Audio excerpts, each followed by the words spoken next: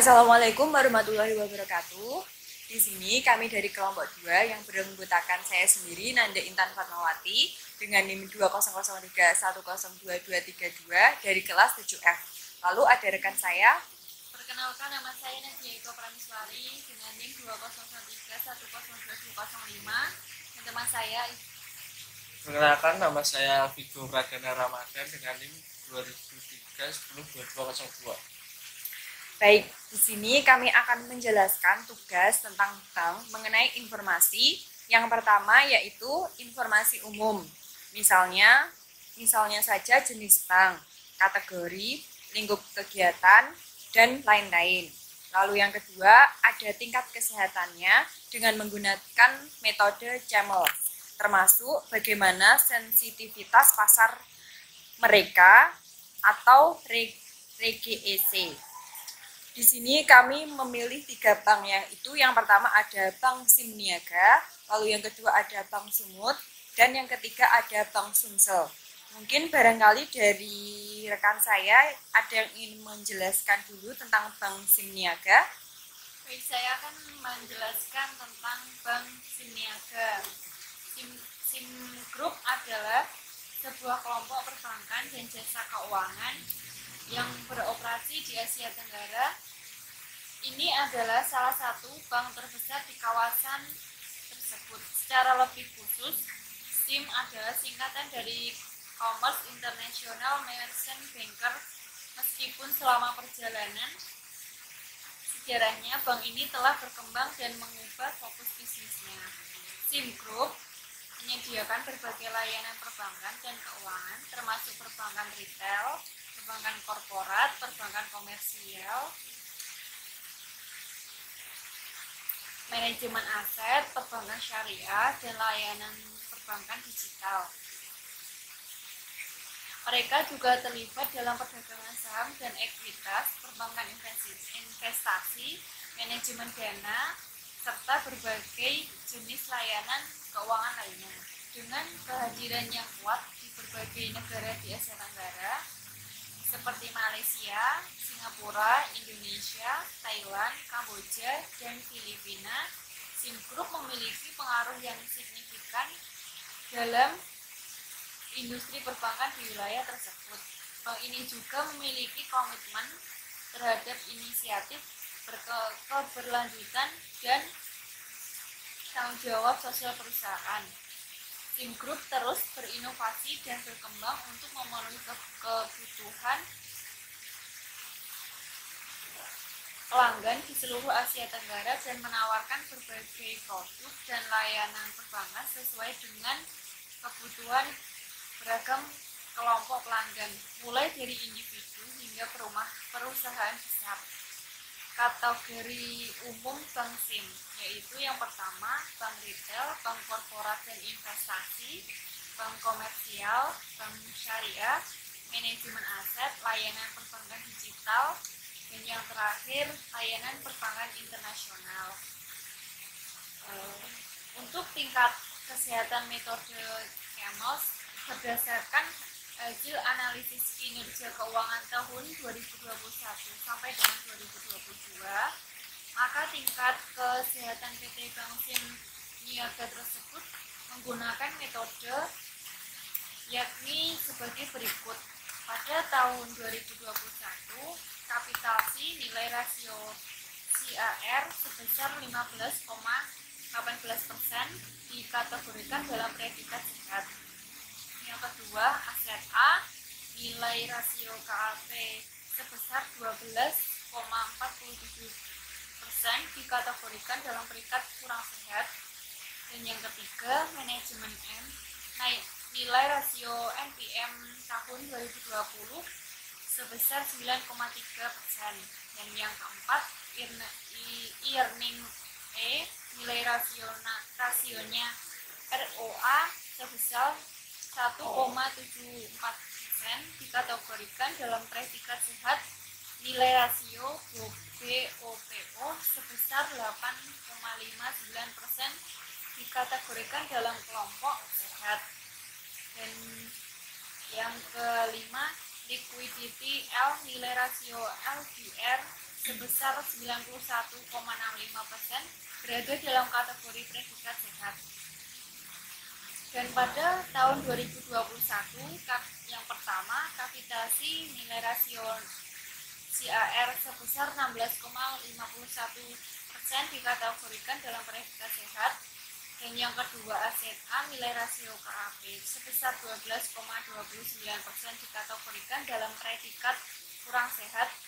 Dan yang ketiga, manajemen M nilai rasio NPM tahun 2020 sebesar 8,73%. Dan yang keempat, earning E nilai rasio ROA sebesar 1,74% dikategorikan dalam predikat sehat. Nilai rasio BOPO sebesar 86,05% dikategorikan dalam kelompok sehat. Dan yang terakhir, liquidity L nilai rasio LDR sebesar 86,4% berada dalam kategori predikat sehat. Mungkin itu Mbak yang saya jelaskan dari Bank Siniaga. Oke, untuk saya sendiri akan menjelaskan mengenai bank yang kedua yang kami pilih, yaitu Bank Sumut atau Bank Sumatera Utara. Nah, BPD Sumatera Utara adalah lembaga keuangan yang dimiliki dan dioperasikan oleh pemerintah Provinsi Sumatera Utara. Bank ini didirikan untuk mendukung pembangunan ekonomi dan kesejahteraan masyarakat di wilayah Sumatera Utara. Sebagai bank daerah, BPD Sumut berfokus pada pemberian layanan perbankan dan keuangan kepada penduduk, bisnis, serta proyek-proyek pembangunan yang mendukung pertumbuhan ekonomi di daerah Sumatera Utara. BPD Sumut menawarkan berbagai produk dan juga layanan perbankan, termasuk rekening tabungan, rekening giro, pinjaman, kartu kredit, serta layanan perbankan online. Mereka juga berperan dalam mendukung sektor pertanian, industri, dan perdagangan di wilayah Sumatera Utara melalui berbagai solusi perbankan.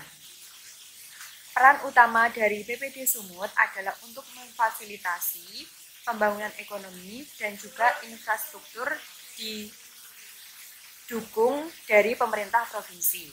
BPD Sumut berkomitmen untuk menjadi mitra yang berperan penting dalam meningkatkan kesejahteraan masyarakat dan pertumbuhan ekonomi di wilayah tersebut. Lalu berikut adalah beberapa kategori utama layanan dan produk yang ditawarkan oleh BPD Sumut.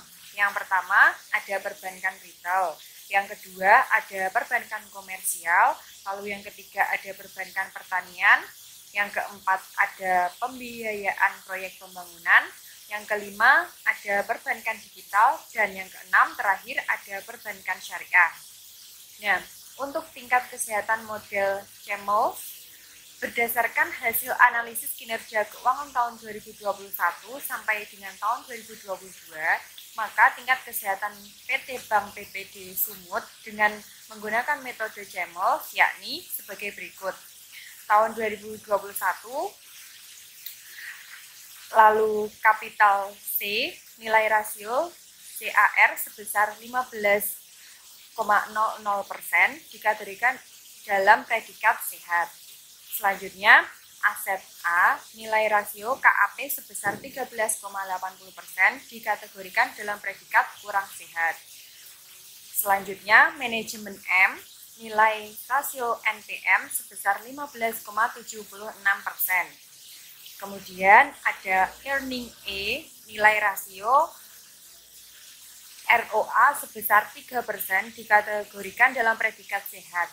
Nilai rasio BOPO sebesar 78,88% dikategorikan dalam kelompok sehat. Selanjutnya yaitu liquidity L, nilai rasio LDR sebesar 94,91% berada dalam kategori predikat cukup sehat. Untuk tahun 2022 ada kapital C, nilai rasio CAR sebesar 14,18% dikategorikan dalam predikat sehat. Kemudian ada aset A, nilai rasio KAP sebesar 12,42% dikategorikan dalam predikat kurang sehat. Kemudian ada manajemen M dengan nilai rasio NTM tahun 2013 sebesar 9,3%, dan ada earning E dengan nilai rasio ROA sebesar 1,75% dikategorikan dalam predikat sehat, dan nilai rasio BOPO sebesar 85,9 dikategorikan dalam kelompok sehat. Selanjutnya yang terakhir ada liquidity L, nilai rasio LDR sebesar 91,65% berada dalam kategori predikat sehat. Mungkin itu yang bisa saya sampaikan mengenai penjelasan dari Bank Sumut. Selanjutnya bank ketiga yaitu Bank Sumsel yang akan dijelaskan oleh rekan saya, Mas Vigo. Sekarang saya akan menjelaskan BPR Sumsel. BPR Sumsel adalah bank kreditan rakyat yang berfokus pada memberikan layanan perbankan dan keuangan kepada masyarakat di Provinsi Sumatera Selatan. BPR Sumsel adalah salah satu jenis bank yang lebih kecil dan biasanya berfokus pada pelayanan kepada masyarakat lokal, terutama di daerah pedesaan dan perkotaan kecil. Mereka memainkan peran penting dalam mendukung perkembangan ekonomi lokal, terutama dengan memberikan layanan kredit kepada pelaku usaha kecil dan menengah, petani, dan pemilik usaha mikro. BPR Sumsel menawarkan berbagai layanan perbankan seperti tabungan, pinjaman usaha, pinjaman pertanian, tabungan syariah, dan berbagai produk dan layanan lain yang sesuai dengan kebutuhan masyarakat di wilayah Sumatera Selatan. Mereka juga memiliki peran dalam pertumbuhan ekonomi di daerah tersebut. Sebagai bank kreditan rakyat, BPR Sumsel adalah lembaga keuangan yang diatur dan diawasi oleh otoritas perbankan di Indonesia untuk memastikan kepatuhan terhadap peraturan dan standar perbankan yang berlaku. Tujuannya adalah untuk memfasilitasi pertumbuhan ekonomi, kesejahteraan masyarakat, dan pengembangan usaha di Provinsi Sumatera Selatan. Berikut beberapa kategori utama layanan dan produk yang biasanya ditawarkan oleh BPR Sumsel. Yang pertama itu tabungan, kedua pinjaman, ketiga tabungan syariah, keempat layanan perbankan digital, dan terakhir kelima penyimpanan dan giro. Tingkat kesehatan dengan metode Keno berdasarkan hasil analisis kinerja keuangan tahun 2020 sampai dengan tahun 2022, maka tingkat kesejahteraan PT BPR Sumsel dengan menggunakan metode Kemo yakni tahun 2020 capital C nilai rasio CAR sebesar 15,15% di kategori dalam kreditan itu sehat. Kedua, aset A nilai rasio KPA sebesar 13,83% dikategorikan dalam pengkreditan kurang sehat. Yang ketiga, manajemen M nilai rasio NPM sebesar 15,46%. Yang kelima, earning E nilai rasio ROA sebesar 3% dikategorikan dalam predikat sehat. Nilai rasio BOPO sebesar 78,88% dikategorikan dalam kelompok sehat. Yang keenam, liquidity L nilai rasio LDR sebesar 94,91% berada dalam kategori predikat cukup sehat di tahun 2021. Pertama, capital C, nilai rasio CAR sebesar 15,18% dikategorikan dalam predikat sehat. Yang kedua, aset A, nilai rasio KAP sebesar 12,87% dikategorikan dalam predikat kurang sehat. Yang ketiga, manajemen M, nilai rasio NPM tahun 2013 sebesar 9,9%. Yang keempat, earning E, nilai rasio ROA sebesar 1,77% dikategorikan dalam predikat sehat. Nilai rasio BOPO sebesar 85,9% dikategorikan dalam kelompok sehat. Yang keempat, liquidity L, nilai rasio LDR sebesar 81,65% berada dalam kategori predikat sehat. Tahun 2022, yang pertama, capital C, nilai rasio CAR sebesar 16,21% dikategorikan dalam predikat yang sangat sehat. Yang kedua, aset E, nilai rasio KAP sebesar 12,30% dikategorikan dalam predikat kurang sehat. Yang ketiga, manajemen M, nilai rasio NPM tahun 2013 sebesar 8,83%.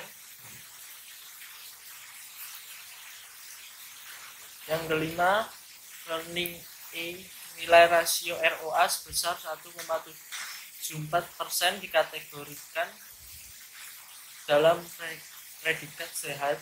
Nilai rasio BOPO sebesar 86,5% dikategorikan dalam kelompok sehat. Dan terakhir, liquidity L, nilai rasio LDR sebesar 86,5% berada dalam kategori predikat sehat.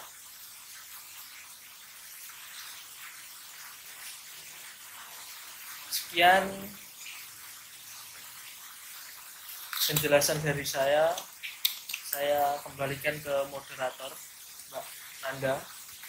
Baik, untuk ketiga bank yang kita pilih sudah kami jelaskan, baik dari Bank Simniaga, lalu Bank Sumut, dan Bank Sumsel. Sekian penjelasan dari kelompok kami. Apabila ada salah kata, kami mohon maaf. Terima kasih. Wassalamualaikum warahmatullahi wabarakatuh.